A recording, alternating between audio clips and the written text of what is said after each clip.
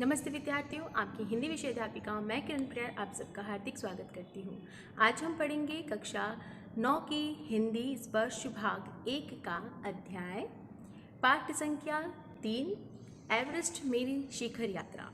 इस पाठ की लेखक है बचेंद्री पाल। बचेंद्री पाल ने ही स्वयं अपने अनुभव को इस पाठ में समझाया है। इस पाठ के हमने 2 भाग बनाए हैं। यह इस अध्याय का दूसरा भाग है। भाग 1 में हमने पढ़ा था कि बचेंद्री पाल एवरेस्ट की यात्रा कैसे शुरू करती है और रास्ते में वो किन किन ऊंचाइयों से होकर गुजरती है। उसमें विभिन्न कैंप थे, वहाँ पर उनके साथ 2 जने हैं और बाकी के 8 व्यक्ति दूसरे वाले तंबू में ठहरे हैं। अब देखते हैं इसके आगे क्या होता है। मैं गहरी नींद में सोई हुई थी कि रात में 12:30 बजे के लगभग मेरे सिर के पिछले हिस्से में किसी एक सख्त चीज के टकराने से मेरी नींद अचानक खुल गई और साथ ही एक जोरदार धमाका भी हुआ। तभी मुझे महसूस हुआ कि एक ठंडी बहुत भारी कोई चीज मेरे शरीर पर से मुझे कुचलती हुई चल रही है। मुझे सांस लेने में भी कठिनाई हो रही थी। यह क्या हो गया?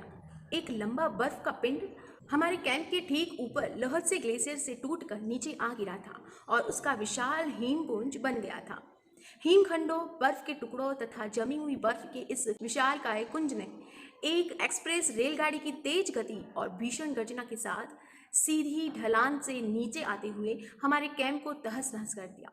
वास्तव में हर व्यक्ति को चोट लगी थी। यह एक आश्चर्य था कि किसी की मृत्यु नहीं हुई थी। यहाँ बचेंद्र पाल बताती है कि जब वो वहाँ ठहरी थी तो देर रात हो चुकी थी, यानी आधी रात का वक्त था, लगभग 12:30 बज गए थे।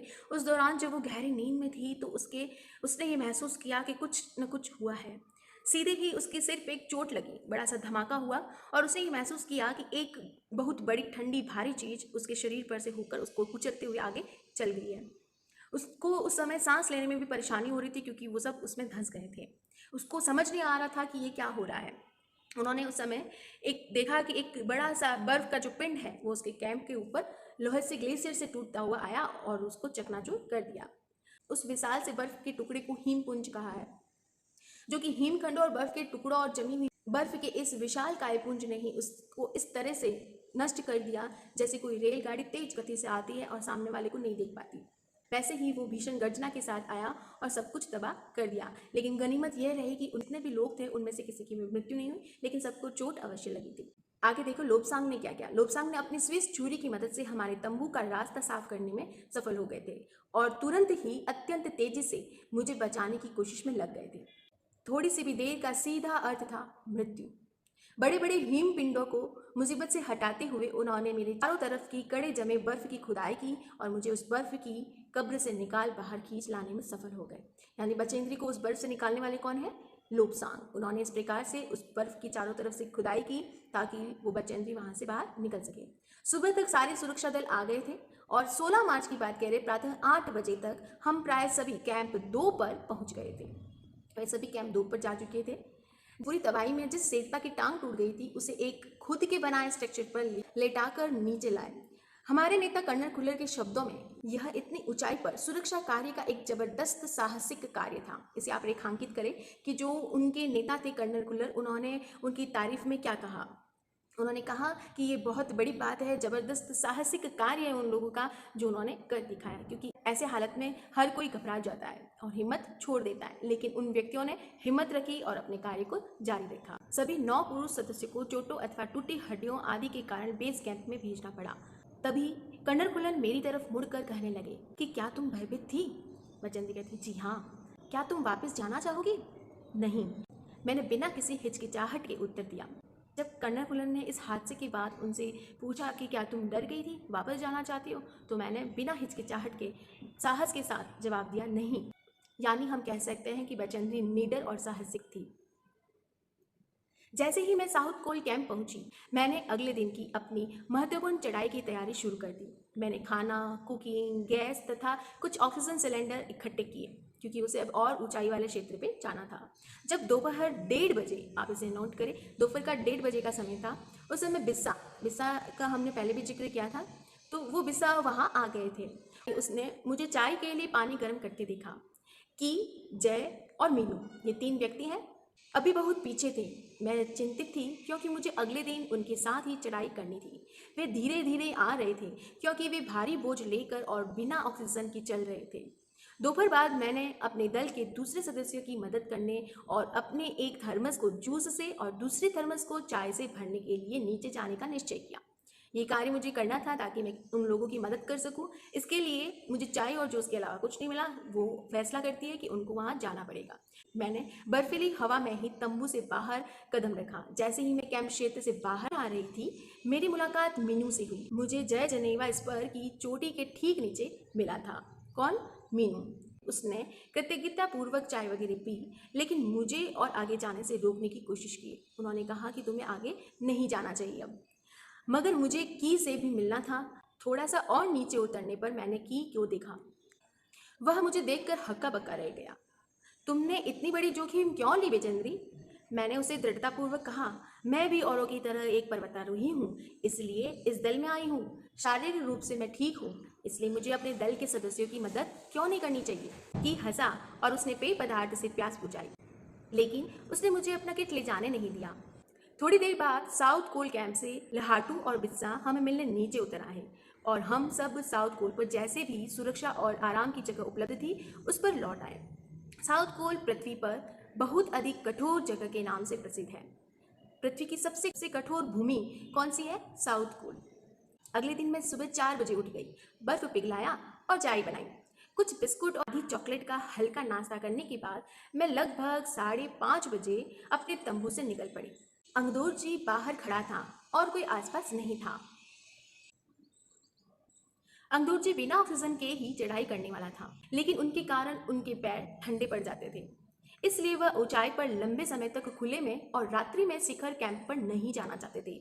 वहां उन्हें कौन मिलता कैंप के बाद? अंगदोर जी, क्योंकि रात के समय में ठंडी ज़्यादा होती है। इसलिए वह ऊंचाई पर लंबे समय तक खुले में और रात्रि में शिखर कैंप पर नहीं जाना चाहता था। इसलिए उसे या तो उसी दिन चोटी तक चढ़कर साउथ कोल पर वापस आ जाना था अथवा अपने प्रयास को छोड़ देना था। ये दो ही ऑप्शन उसके पास थे। वह तुरंत ही चढ़ाई शुरू करना चाहता था और उसने मुझसे पूछा, क्या मैं उसके साथ जाना चाहूँगी? एक ही दिन में साउथ पोल से चोटी तक जाना और वापस आना बहुत कठिन और श्रमसाध्य होगा। इसके अलावा यदि अंगदोर जी के पैर ठंडे पड़ गए तो उसके लौट कर आने का जोखिम भी था। मुझे फिर भी अंगदोर जी पर पूरा विश्वास था और साथ साथ में आरोहण की क्षमता और कर्मठता के बारे में भी आश्वस्त थी। अन्य कोई भी व्यक्ति इस समय साथ चलने के लिए तैयार नहीं था। सुबह 6:20 पर जब अंगदोर जी और मैं साउथ पोल से बाहर आ निकले तो दिन ऊपर चढ़ गया था। हल्की हल्की हवा चल रही थी, लेकिन ठंड भी बहुत अधिक थी। मैं अपने आरोही उपस्कर में काफ़ी सुरक्षित और गर्म थी। हमने बगैर रस्सी के ही चढ़ाई की। अंगदोर जी एक निश्चित गति से ऊपर चढ़ते गए और मुझे भी उनके साथ चलने में कोई कठिनाई नहीं हुई। जमे हुए बर्फ की सीधी और ढलाऊ चट्टानें इतनी सख्त और भुरभुरी थी मानो शीशे की चादरें बिछी हों।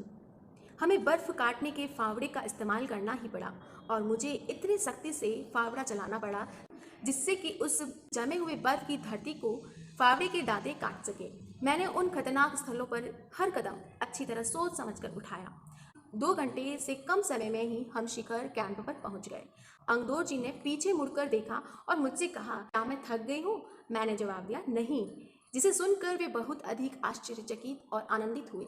उन्होंने कहा कि पहले वाले दल ने शिखर कैंप पर पहुंचने में 4 घंटे लगाए थे और यदि हम इसी गति से चलते रहे तो हम शिखर पर दोपहर 1 बजे तक पहुंच जाएंगे। इस प्रकार से अंगदोर जी और लेखिका यानी बचेंद्री पाल दोनों वहां तक चले जाते हैं। लुहाटू हमारे पीछे पीछे आ रहा था और जब हम दक्षिण शिखर के नीचे आराम कर रहे थे वह हमारे पास पहुंच गया। थोड़ी थोड़ी चाय पीने के बाद हमने फिर चढ़ाई शुरू की। लहाटू एक नायलॉन की रस्सी लाया था, इसलिए अंगदोर जी और मैं रस्सी के सहारे चढ़े, जबकि लहाटू एक हाथ से रस्सी पकड़े हुए बीच में चला। उसने रस्सी अपनी सुरक्षा की बजाय हमारे संतुलन के लिए पकड़ी हुई थी।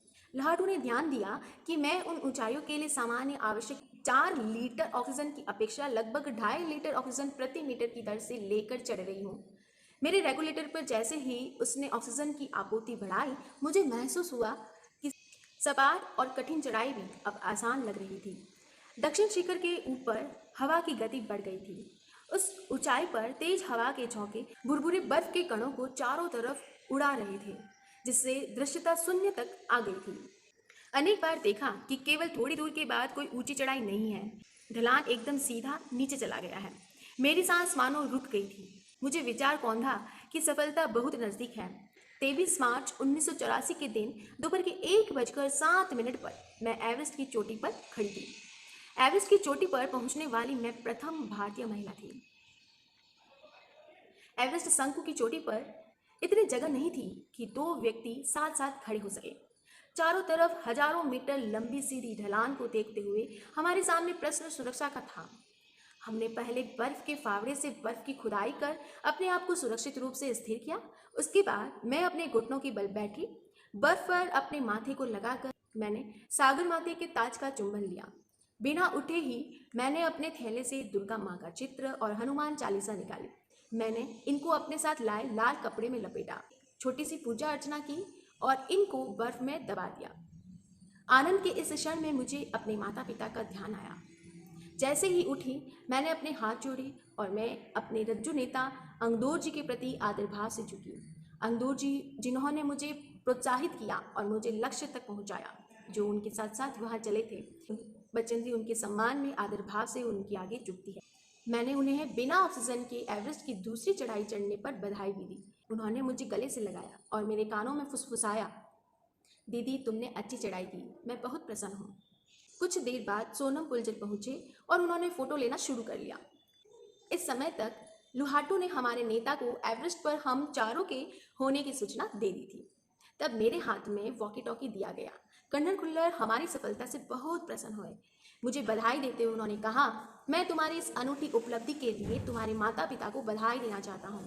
वे बोले कि देश को तुम पर गर्व है। अब तुम ऐसे संसार में वापस जाओगी जो तुम्हारे अपने पीछे छोड़े हुए संसार से एकदम भिन्न होगा। इस प्रकार से बचेंद्री ने एवरेस्ट की चढ़ाई के अनुभव को हमारे साथ शेयर किया है। उम्मीद है बच्चों आपको ये अध्याय अच्छे से समझ में आया होगा। फिर भी एक बार अपनी किताब से इसे पढ़िएगा। फिर मिलेंगे हम एक नए अध्याय में। तब तक खुश रहे, स्वस्थ रहे, मस्त रहे। धन्यवाद।